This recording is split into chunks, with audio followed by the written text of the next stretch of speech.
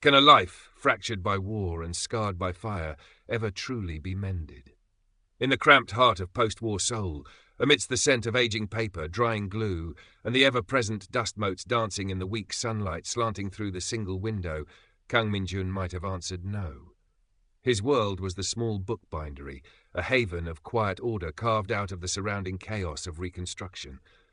Here his hands, surprisingly deft and steady, despite the tremor that sometimes betrayed deeper wounds, moved with practiced grace, stitching spines, smoothing leather, coaxing fragile pages back towards wholeness. It was a quiet defiance against the fragmentation he carried within him and etched visibly upon him.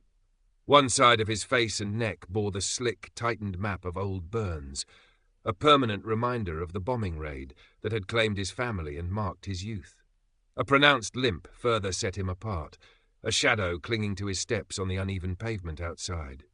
He worked, he existed, seeking the invisibility that seemed the safest harbor in a city striving desperately to forget its recent scars, yet quick to judge those who wore them openly.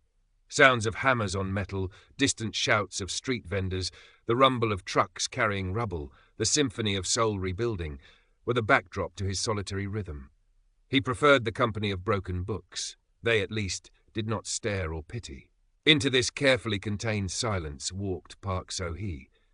She seemed out of place, her elegant conservative dress a stark contrast to the dusty practicality of the neighborhood. There was a refinement about her, a composure that hinted at a life lived behind high walls, shielded from the raw struggles of the street. Yet, her eyes, wide and curious, held none of the disdain Min-jun sometimes encountered. She sought a specific, obscure volume of poetry, her voice soft, hesitant. She lingered, drawn perhaps by the quiet intensity of his work, the transformation of damage into something functional, even beautiful. She asked questions about the process, her gaze occasionally unintentionally, brushing against the scarred side of his face before flickering away, a faint blush rising on her cheeks. Min-jun answered in monosyllables, keeping his scarred side slightly turned away, his usual defense mechanism clicking into place. But her genuine interest, devoid of morbid curiosity, was a small, unexpected warmth. Her visits became infrequent anchors in his week. Sometimes a book needed repair, a cherished volume with a loosening cover. Sometimes she simply browsed, her presence a quiet counterpoint to the shop's solitude. Then came the day the air thickened. So-hee arrived flustered, her usual composure ruffled. Her hand trembled as she paid for a minor repair, her eyes darting towards the street. She clutched a worn leather portfolio, its strap digging into her shoulder. A tense, whispered phone call from a public booth down the street seemed to agitate her further. In her haste to leave, turning quickly as a black sedan slowed ominously at the corner, the portfolio slipped from her grasp. Papers spilled onto the dusty floorboards. Not just letters, but ledgers, contracts, documents stamped with official-looking seals. She gathered them frantically, stuffing them back inside, her face pale. But in the hurried scramble, one thin manila folder slid unnoticed under a stack of unbound signatures. Moments after she rushed away, the black sedan parked, and two men in ill-fitting suits emerged. One, Choi Kap-soo, had a face like weathered granite, his eyes missing nothing. They didn't enter the bindery immediately, instead questioning a street vendor, their voices low but carrying an unmistakable menace. Min-jun watched from his window, a familiar coldness seeping into his bones. He knew trouble when he saw it. Later, Kap-soo's gaze swept over the bindery, lingering for a moment before the men moved on, questioning Kim Young-mi, who ran the small noodle shop next door. Min-jun saw her shrink under their scrutiny, her usual briskness replaced by stark fear. These were not ordinary inquiries. They were hunters. That evening, sweeping the floor, Min-jun found the forgotten folder. Curiosity warred with caution. He shouldn't look. It wasn't his business. But Young-mi's terrified face flashed in his mind. He remembered the predatory way Kap-soo had surveyed the street, the cold calculation in his eyes. This wasn't just about a lost item. It was about power, the kind that crushed people like Young-mi, people like him. He opened the folder. His breath hitched. The documents detailed questionable land acquisitions, contracts awarded under dubious circumstances, names connected to powerful figures whispered about in the city, all linked to Park Industries run by Park Tae-jin. So-hee's father. The portfolio, her agitation, the black sedan, it all clicked into a sickening pattern. These papers were dangerous. Returning them directly was impossible. Leaving them for Kapsu to find would surely lead back to So-hee, or bring intensified scrutiny upon the whole street, especially Young-mi, who had already been questioned. He thought of So-hee's hesitant smile, her genuine interest in his craft. She seemed trapped, naive perhaps, caught in something far bigger than herself. He couldn't expose her, and he couldn't let Young-mi suffer for it. With quiet resolve, Min-jun slipped the folder deep within a hollowed-out antique book awaiting restoration, a place no casual search would uncover. He would bear the weight of this secret, this silent, implicit shield. The next day, Kapsu returned, alone this time. He didn't ask questions, he stated demands. Something was lost here yesterday, belonging to Mr. Park. His eyes scanned the small shop, dismissing Min-jun almost immediately. Seen anything? Min-jun met his gaze steadily, shaking his head, the lie tasting like ash. Kapsu lingered, picking up a finished book, testing its weight, his presence an oppressive force in the small space. People who see things they shouldn't, they often find trouble follows. The threat hung in the air, heavy as the scent of old glue. Min-jun merely inclined his head, returning to his work, his hands betraying no tremor. He was used to enduring. So he returned a few days later, looking paler, drawn. She didn't mention the portfolio or the documents, instead bringing Min-jun a small parcel of sweet rice cakes, a common gesture of goodwill. But her eyes were shadowed with anxiety. She asked haltingly if there had been any trouble, any unusual visitors. Min-jun, careful, admitted only that some men had been asking questions nearby. He saw the fear flare in her eyes, quickly masked. Guilt radiated from her. She began finding more reasons to visit, a book needing rebinding, a request for a specific type of paper. Each visit felt charged, a silent acknowledgement of the secret lying between them. She started asking about him, his past, the war. Min-jun, usually reticent, found himself slowly, cautiously opening up, sharing fragments, the loss, the long recovery, finding solace in the meticulous craft. He spoke of mending books as a way of mending something within himself. So he listened intently, her empathy a balm he hadn't realized he craved. She saw past the scars, it seemed, to the quiet resilience beneath. In turn, she hinted at her own gilded cage, the expectations, the suffocating weight of her father's ambition, her feeling of being a pawn in his games. Their conversations, held in hushed tones amidst the stacks of paper and leather, became a fragile sanctuary. Outside, however, the pressure mounted. Kapsu's visits became more frequent, less subtle. Tools would go missing, deliveries delayed. One evening, Min-jun found the lock on his shop door tampered with. He knew it was a warning. He started seeing the black sedan parked down the street, watching.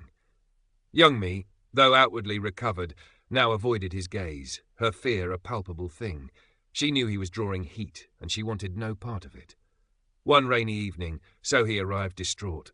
Her father had explicitly forbidden her from visiting this district. "He knows," she whispered, rainwater dripping from her umbrella onto the dusty floor. "He doesn't know about the papers, not for sure, but he suspects I'm involved with someone he disapproves of." Her voice trembled. "He watches me constantly." Min-jun felt a surge of protectiveness mingled with a growing dread. He was pulling her deeper into danger. "You shouldn't come here anymore, So-hee," he said, his voice low. "It's not safe for you." Tears welled in her eyes. "And what about you? It's my fault you're in danger." Before he could reply, the door burst open. Kapsu stood there, flanked by another heavy-set man. Rain slicked their coats. Kapsu's eyes fixed on So-hee, then shifted to Min-jun, a flicker of cold understanding in their depths. "Miss Park," he said, his voice devoid of warmth, "your father is worried. He asked us to ensure you return home safely." He stepped aside, a clear command. So-hee hesitated, looking at Min-jun, her eyes filled with fear and apology. Min-jun gave a barely perceptible shake of his head. "Don't resist. Not now." As she was escorted out, Kapsu paused at the door. "Stay away from her, Bookbinder, for your own good." The door slammed shut, leaving Min-jun in the sudden, oppressive silence, the scent of rain and danger lingering. He knew then that simple threats were over. Park Tae-jin would escalate. That night, Min-jun found his small rented room above the shop ransacked, not violently but thoroughly, methodically. They hadn't found the folder, hidden securely in the shop, but the message was clear. Nowhere was safe. Despite the warning, So-hee found ways. Brief, anxious encounters in crowded markets, messages passed through a reluctant Youngmi who couldn't quite bring herself to abandon them completely. Youngmi, caught between fear of Park Tae-jin and sympathy for the quiet man who had shielded her, became their unwilling, cautious conduit. He lost his temper with her, Youngmi whispered to Minjun one morning, pretending to inspect some thread, shouting about duty, arrangements being made. A marriage. The word struck Minjun like a physical blow. Of course, a daughter, especially one showing signs of independence, was a commodity to be traded for advantage in Park Tae-jin's world. He felt a cold despair wash over him. Their fragile connection, their shared moments of understanding were about to be severed permanently. He saw So-hee a few days later, waiting near a less frequented bus stop, huddled in her coat. The spark in her eyes was gone, replaced by a haunted look. "He's arranged it," she confirmed, her voice flat. "Someone older, influential, connected." She looked at him, desperation warring with resignation. He said, if I refuse, if I cause any trouble, he'll make sure you disappear. He blamed you, Minjun, for distracting me, for putting ideas in my head." She finally broke then, tears streaming down her face. "It's all my fault. The papers, the danger you're in, this marriage." Minjun reached out, his hand hovering near her shoulder before dropping back. Words felt inadequate. He simply stood there, absorbing her grief, his own heart aching. He saw Kapsu watching from the black sedan parked across the street. They were trapped. "We have to leave," So-hee said suddenly, her voice gaining a surprising firmness amidst the tears. She wiped her eyes, a new resolve hardening her features. "Not just you, Minjun. Me too. We have to leave Seoul, now." Minjun stared at her. "Flee? Where? How?" He had nothing, lived hand to mouth. She came from wealth, privilege. "So-hee, that's impossible. Your father—" "My father will control my entire life if I stay," she interrupted, her voice fierce. "He'll use me, discard me when I'm no longer useful, and he'll destroy you. Is that the life you want for us? For me to marry someone I despise while you live in constant fear, or worse?"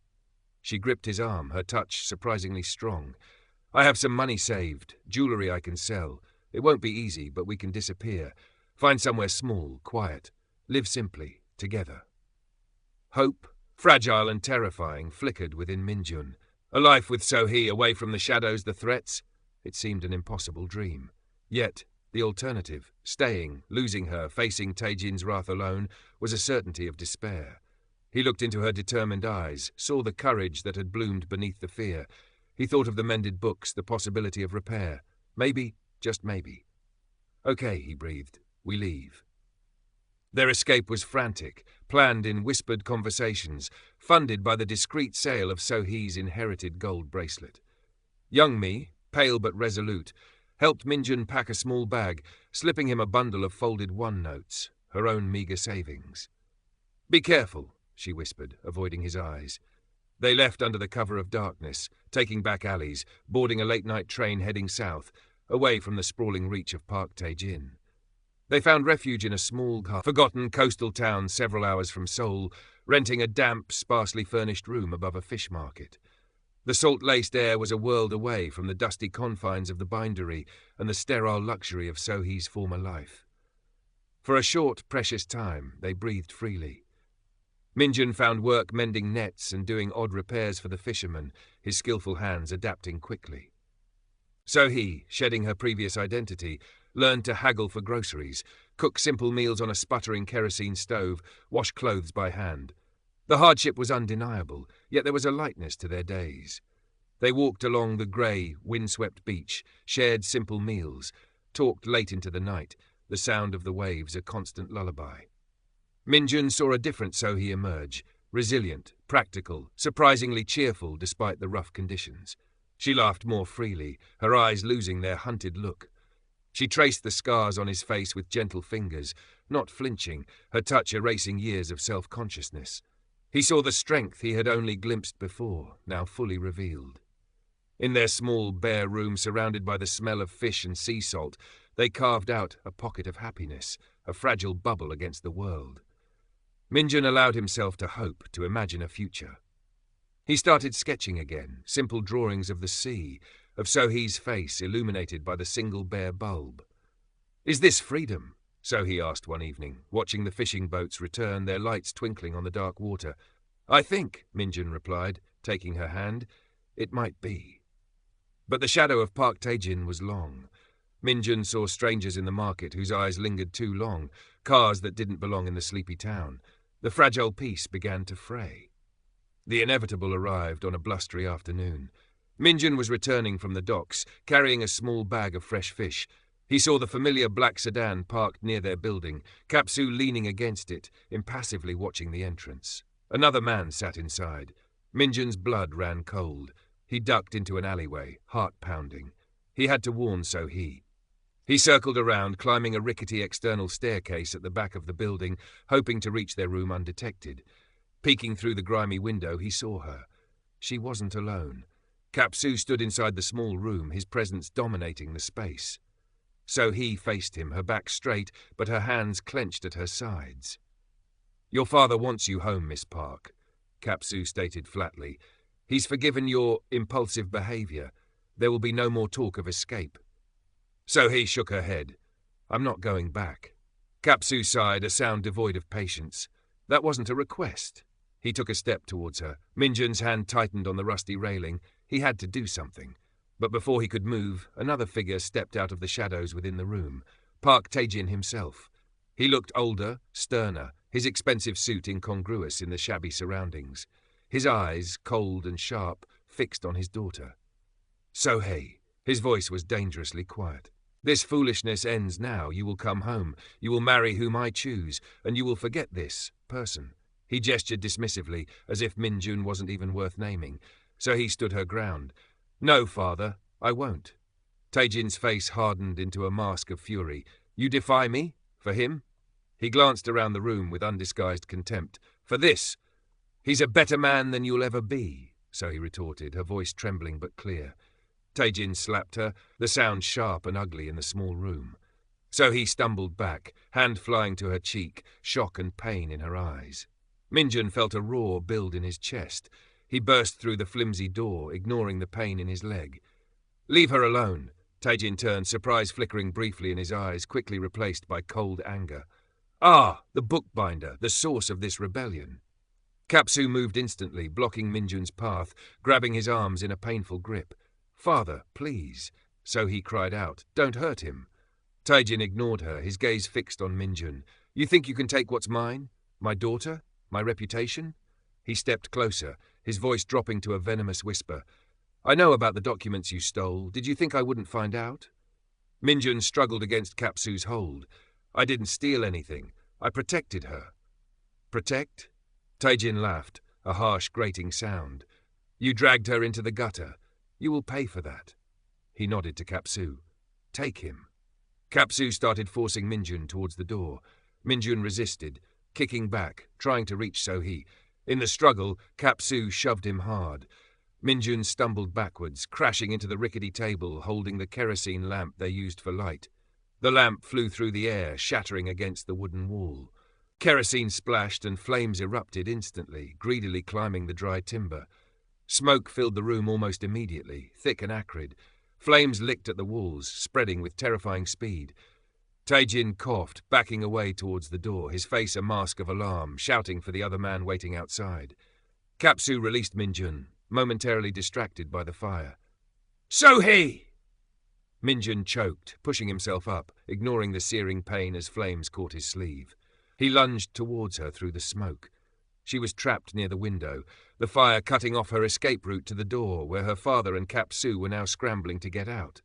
"Minjun!" she cried, her eyes wide with terror. He reached her, pulling her towards the window. It was stuck fast, painted shut years ago. Outside, shouts erupted as people saw the smoke. The roar of the fire was deafening. Heat pressed in on them, making it hard to breathe. Minjun threw his shoulder against the window frame, again and again, but it wouldn't budge. They were trapped. Through the swirling smoke, Minjun saw Tae-jin watching from the doorway, his face illuminated by the flames, hesitating for a fraction of a second before turning and disappearing with Kapsu. He wasn't coming back for her. He had his chance to escape, and he took it, leaving her to burn. The documents her defiance, none of it mattered more than his own skin. So he saw it too. The finality of her father's abandonment struck her with the force of a physical blow. Tears streamed down her smoke-stained face, not just from the stinging fumes, but from the utter desolation of that betrayal. "We're not getting out," so he coughed, sinking to the floor, the heat becoming unbearable. Minjun knelt beside her, shielding her body with his own as a section of the ceiling began to smoulder. He looked around desperately. Flames now engulfed the doorway. The window remained stubbornly sealed. There was no escape. Capture by her father meant a living death for her, a gilded cage built on lies and control. For Minjun, it meant prison, torture, disappearance. Taijin would ensure his silence permanently. Here, in the flames, they were together, free from Taijin's grasp in the only way left to them. So he looked up at Minjun, her eyes surprisingly calm amidst the chaos. The fear was still there, but beneath it was a strange, heartbreaking serenity. She reached up, her hand brushing his scarred cheek, her touch gentle despite the inferno closing in. "He can't separate us now," she whispered, her voice raspy from the smoke. Minjun understood. This terrible end was also a release, a final, defiant act against a world that wouldn't let them live in peace. He pulled her close, burying his face in her hair, inhaling the scent of her mixed with the acrid smoke. He thought of the brief, stolen happiness, the walks on the beach, the quiet conversations, the feel of her hand in his. "We deserved more time," he choked out, the words torn from him. So he nodded, clinging to him tightly. "But we had this." He held her, shielding her as best he could. As the roar of the fire intensified, the heat searing, the smoke becoming impenetrable. Their final embrace was a silent testament against the cruelty that had driven them to this point, a shared choice in the face of utter despair. They would face the end together, unbroken, united in the heart of the inferno. The fire consumed the small building quickly, the old timber no match for the flames. By the time the volunteer fire brigade arrived with their meagre equipment, the roof had collapsed, sending sparks showering into the darkening sky. Onlookers gathered, their faces grim, murmuring about the tragedy, the couple trapped inside. Park Tae-jin and Kap-soo were long gone, speeding back towards Seoul in the black sedan. Tae-jin sat stiffly in the back seat, staring straight ahead, his knuckles white where he gripped the armrest. He had the charred remnants of the folder Kap-soo had managed to snatch from the room just before the flames blocked the door. Enough, perhaps, to protect himself. His face was unreadable, a mask of controlled impassivity. Whether any flicker of grief or regret existed beneath the surface, no one could tell. He had cut his losses, preserved his secrets, excised the source of his problem. The cost, his daughter, was a calculation he had apparently made. Back in Seoul, news of the fire was a brief mention in the papers, attributed to faulty wiring or an overturned lamp. A tragic accident claiming 2 unnamed occupants in a seaside town. No connection was made to the powerful Park Tae-jin. His influence ensured the story remained buried, insignificant. Kim Young-mi heard the news through hushed whispers in the neighborhood. She closed her noodle shop early that day, retreating into the quiet dimness. On her small shelf, next to the soy sauce containers, sat a small, intricately bound notebook Minjun had made for her, a simple gift she hadn't known how to properly thank him for. She picked it up, tracing the careful stitching with her finger, her eyes filling with silent tears for the quiet man with the scarred face and the gentle hands, and for the brave young woman who had dared to love him. Life in Seoul moved on, relentless in its pursuit of progress and prosperity, quickly forgetting the small tragedies left in its wake. Park Tae-jin continued his ascent, his influence growing, his deals becoming bolder. He arranged other alliances, attended important functions, his public facade impeccable. If he ever thought of So-hee, if the image of her face in the burning room ever haunted his sleep, he gave no sign. He had chosen power over love, ambition over blood, and lived with the cold emptiness of that choice. Kap-soo remained his loyal shadow, carrying out orders with brutal efficiency, his face revealing nothing. The incriminating documents, or what remained of them, were secured, the threat neutralized. For Tae-jin, the chapter was closed. Yet, closure was a luxury denied to those touched by the brief, intense connection between the bookbinder and the businessman's daughter. Young-mi never forgot. The memory lingered. a quiet ache, a reminder of the casual cruelty of the powerful and the terrible price of defiance. She kept the small notebook, a tangible piece of Minjun's quiet artistry, a symbol of a kindness that had cost him everything. The story of Kang Minjun and Park So-hee became another forgotten whisper in the city's noise, a testament to a love that bloomed against impossible odds, only to be consumed by the very forces it sought to escape. There was no joint burial, no marker to commemorate their bond. Their final resting place was the ashes of a burnt-out building by the sea, their story dissolving like smoke into the indifferent air. Their sacrifice, born of desperation and love, served as a bleak reminder that in a world governed by power and prejudice, some connections, however pure, are deemed too dangerous to survive, leaving only the haunting silence of what might have been. The scars Minjun bore were visible, but the deeper scars inflicted by society, by ambition, by fear, those were the ones that ultimately proved fatal, not just for him, but for the love that had briefly illuminated his fractured life. Current part characters, 2316, total characters, 29,027. The bookbindery remained shuttered for a time, dust gathering on the tools Minjun had wielded with such care. Eventually, someone else took over the space, perhaps a tailor or a small grocer, erasing the last physical trace of his existence in that neighborhood. The scent of paper and glue faded, replaced by new smells, new routines. Yet for young me, the space next door remained haunted by his quiet presence. Sometimes, during a lull in customers, she would stare at the wall they had shared, imagining she could still hear the rhythmic tap of his hammer or the rustle of pages being turned.